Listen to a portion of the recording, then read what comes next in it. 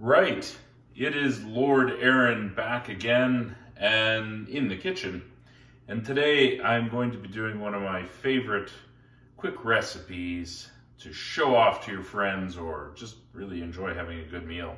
It is my Thai fusion risotto. And so there's a few ingredients that you're going to need for this.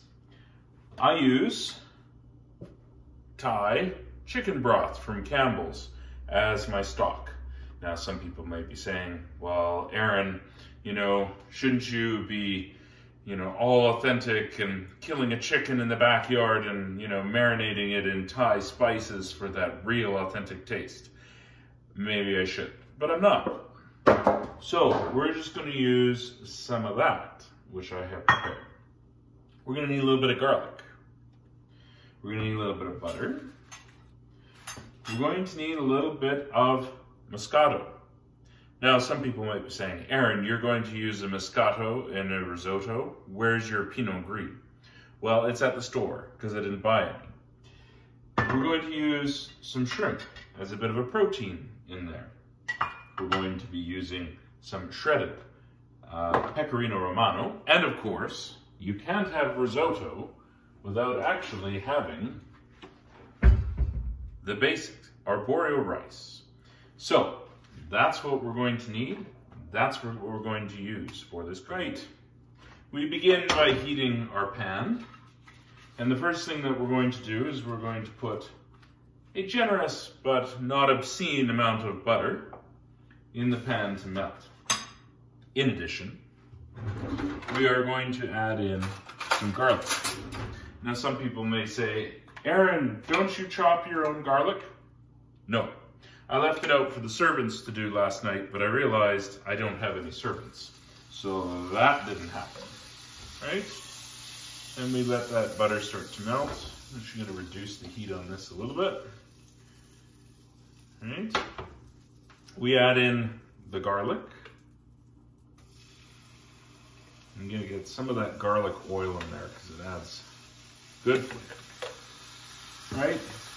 And then the other piece of this is we add the rice in right away before we do anything else. And I'm going to use about a third of a cup. And what we will do is we will swoosh it all together, the rice, the butter, the garlic. And we do this right out of the gate because we want the rice to take on the flavor of the garlic and the butter. Right? So I'm going to let that cook in a little bit. Now, while I'm doing that, letting the butter finish melting and cooking the garlic, we take the wine. There is some conflicting opinion as to whether or not the wine should go in first, whether it should go in with the broth. I say it should go in first because that way it cooks off the alcohol and you're just left with the flavor. So we're going to give a healthy dose of the Moscato Rosé. People are probably cringing, but I'm going to tell you right now, it's actually really freaking good. Right? So the thing with risotto is you can't leave it alone. So as the alcohol from the wine begins to cook off, I'm going to stir it a little bit. Right? Just keep your eye on it. You can't just let the rice go for 20 minutes, or whatever, in a regular pot. You have to give it some TLC. All right. And cooking off the alcohol, I'm just going to give it a second or two here more. I'm actually going to put my shrimp in at this point as well. Some people would put it in before now to get the shrimp flavor in with the risotto. Guess what? I didn't. So I'm going to stir this around a little bit and let the water will start to melt into because it's frozen shrimp, you can use fresh shrimp. I live in Alberta.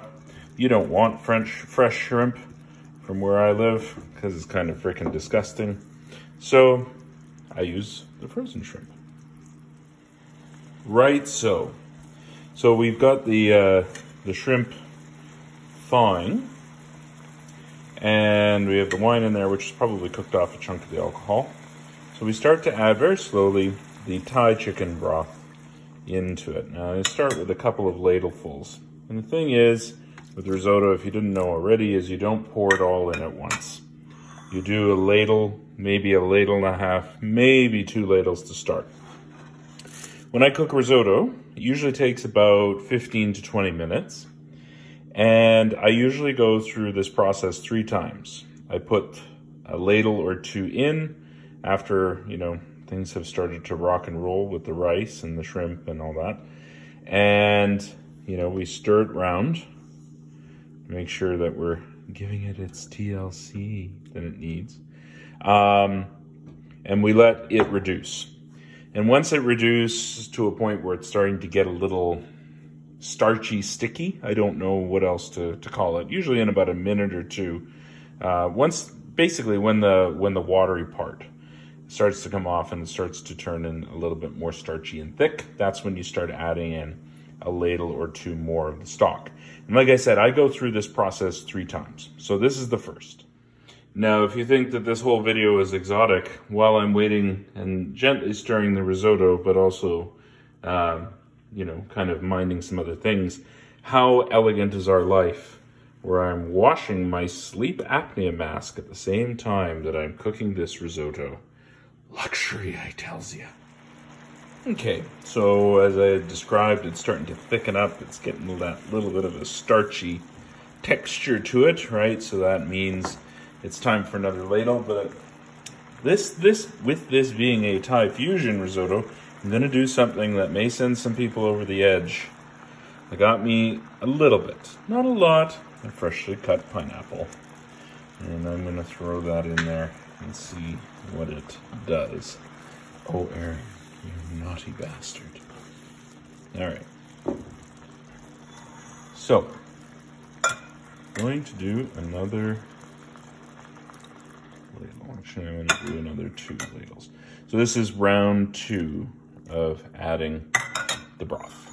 So, we basically allow it to simmer down again. So we'll be stirring throughout and making sure that it's cooking down.